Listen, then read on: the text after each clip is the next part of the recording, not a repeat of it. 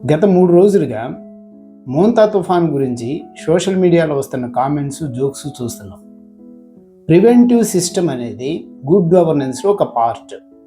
గత 10 రోజులుగా భారత వాతావరణ పరిశోధన శాఖతో పాటు ఏపీ ప్రభుత్వం హై అలర్ట్ని ప్రకటించటం వల్ల చాలా విద్యా సంస్థలు సెలవును ప్రకటించాయి. దీనివల్ల పిల్లలు మనతోనే ఇంట్లో ఉన్నారు.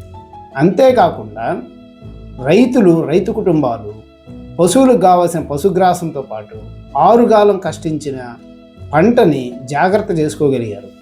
వివిధ రంగాల వారు చాలా ముందు జాగ్రత్త చర్యతో వారి వస్తువులను కాపాడుకోగలిగారు. ప్రభుత్వ యంత్రాంగం పూర్తిగా గ్రౌండ్ లెవెల్లో సామాజిక జీవనానికి ఎటువంటి ఆటంకం కలగకుండా చూడగలిగారు.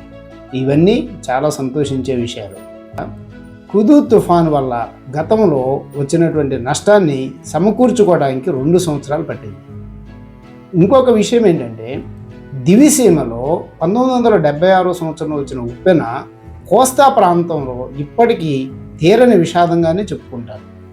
మనం ఒక విషయాన్ని గమనించినట్టయితే, ఎప్పుడూ కూడా ఆంధ్రప్రదేశ్లో వస్తున్నటువంటి తుఫాన్లు నెల్లూరు, ఒంగోలు, చెన్నైకి మధ్యలో తీరం దాటుతాయి.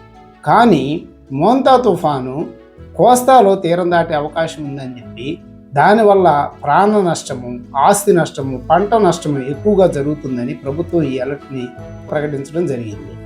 మనం బైక్ ఇన్సూరెన్స్ కట్టాం కదా అని చెప్పి యాక్సిడెంట్ అవ్వాలని కోరుకుంటాం. అదేవిధంగా ప్రివెన్షన్, ముందస్తు చర్య తీసుకోవటం వల్ల మోంతా తుఫాను చాలా పాక్షిక నష్టంతో బయటికి వెళ్ళిపోవటం చాలా సంతోషకరమైన విషయం.